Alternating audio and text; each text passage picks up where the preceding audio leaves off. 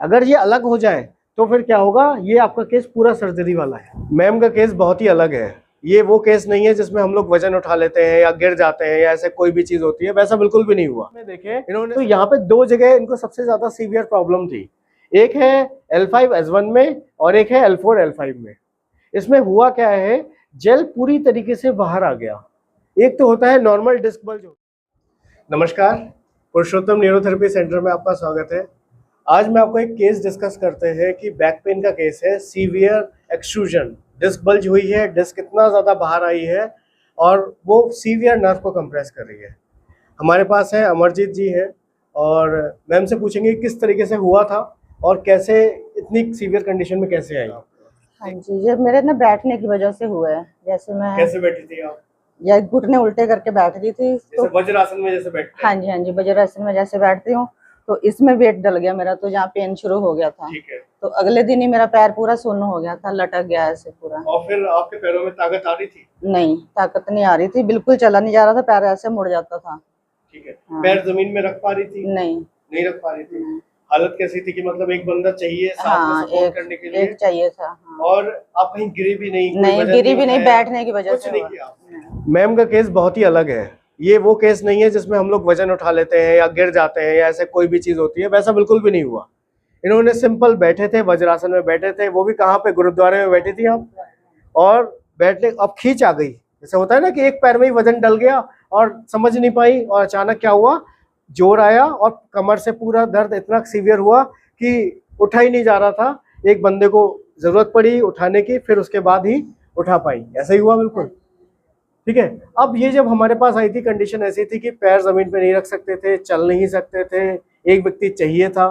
ठीक है। पैरों के तलवा जो है वो भी सुन्न हो गया था बिल्कुल। ठीक है। फिर ये हमारे पास MRI लेके आई थी। तो अगर हम इनकी MRI की फिल्म में देखें तो यहाँ पे दो जगह इनको सबसे ज्यादा सीवियर प्रॉब्लम थी। एक है L5S1 में और एक है L4L5 में। इसमें हुआ क्या है, जेल पूरी तरीके से बाहर आ गया। एक तो होता है नॉर्मल डिस्क बल्ज होती है और एक होता है एक्सट्रूजन, डिस्क हर्निएशन जिसे हम बोलते हैं। उसमें क्या हुआ, जेल पूरी तरीके से बाहर आया और उसने सीवियरली कंप्रेस कर दिया।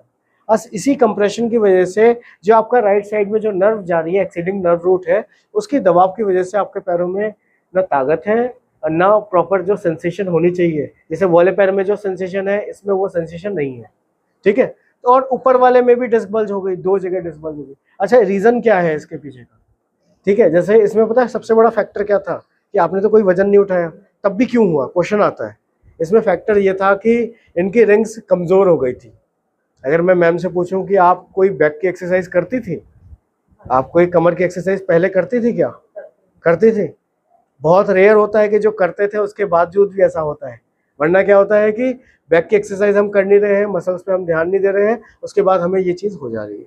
लेकिन करने के बावजूद भी आपके साथ क्या था, रिंग्स कमजोर थी, उसमें जोर लगा और वो टूट गए।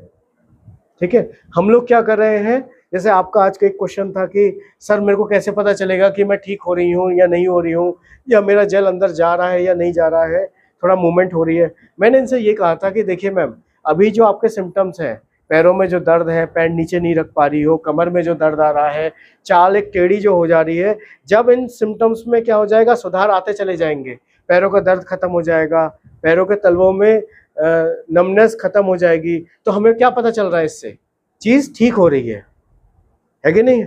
और उसी से हम अंदाजा भी लगा लेंगे। और डे बाय डे, जैसे आप जब आए थे हमारे पास और अभी जो कंडीशन है वो कैसी है, थोड़ा सा बताएंगे। अभी जब मैं आई थी तब तो बहुत ज्यादा दिक्कत थी, अब फर्क है। और पैर पूरा नीचे रख पा रही हूँ, पूरा सीधा हो रहा है। जैसे पहले रख पा रही थी हम? पहले रखती थी तो ऐसे टेढ़ा हो जाता था। और जो जैसे पहले जो नमनेस थी पैरों में, हाँ। वो कैसी थी और अब में कैसी है? पहले ज्यादा थी, अब कम है। जो पैरों के तलवों में जो गद्दी जैसी फील होती थी, अब कम उसमें भी कम हुआ है। हाँ जी। ठीक है। अच्छा, इसमें हम लोगों ने दिया क्या मैम को, क्या ट्रीटमेंट दिया, क्वेश्चन आता है ना, ऐसा क्या दिया? इसमें हमने बेसिकली सिर्फ न्यूरोथेरेपी दी अभी तक, कोई कायरोप्रैक्टिक एडजस्टमेंट नहीं, कोई अलाइनमेंट नहीं, अभी कुछ नहीं। अभी हम लोग क्या करते हैं न्यूरोथेरेपी में, अलग अलग ऑर्गन को एक्टिवेट करते हैं ताकि बॉडी के अंदर क्या हो, सेल्फ हीलिंग की पावर बढ़े। ठीक है। और उसी के जरिए बॉडी ठीक करे, खुद ब खुद ठीक करे। इसमें कोई दवाई नहीं दी। जैसे शुरू शुरू में जो कंडीशन थी तब आप दवाई भी ले रही थी, अच्छा, केस बहुत ज्यादा पुराना नहीं है, 3 हफ्ते के आसपास हम लेके चलते हैं। 10 तारीख को हुआ था, तो 14 को मैं जो डॉक्टर के पास MRI करा के गई थी। ठीक है, ठीक है, ठीक। 10 अप्रैल को। 10 अप्रैल को हुआ था। आज हमारे पास 14 तारीख के आसपास, 4 तारीख, 6-7 तारीख हमारे पास। हाँ। ठीक है, तो हम ये लेके चलते हैं। 20-21-22 दिन हुए हैं, 3 हाँ जी। हफ्ते के ऊपर ही हुए हैं, तो बहुत ज्यादा पुराना केस नहीं है। हाँ। अब इसमें क्या है कि क्या जेल की मूवमेंट की गुंजाइश है? बिल्कुल गुंजाइश है। ठीक है, जेल की मूवमेंट हो रही है तभी क्या है, दर्द ऊपर नीचे हो रहा है। हाँ जी। अगर मैम कहती है कि हमारा दर्द एक जैसा है, पता है ना, कि मेरा दर्द कम नहीं हो रहा है, मेरी नमनेस कम नहीं हो रही है, तब हमें समझ में क्या आता है कि मूवमेंट नहीं हो रही है, तब केस और क्रिटिकल होता है। इसमें एक चीज होती है कि अगर जैसे लेवल्स होते हैं, प्रोट्रूजन, एक्सट्रूजन, फिर आता है सीक्वेस्ट्रेशन। जब मैम हमारे पास आई थी तो मैं थोड़ी देर के लिए रुक गया था केस को देख के, कि मैम भी सोचने पड़ गई कि क्या है एक्चुअल में, क्या बात है, कि आप रुक क्यों गए, आप क्या सोच रहे थे। मैं यही सोच रहा था कि कई केस कहीं जेल टूट के जो बाहर निकला हुआ है वो टूट के अलग तो नहीं हो गया।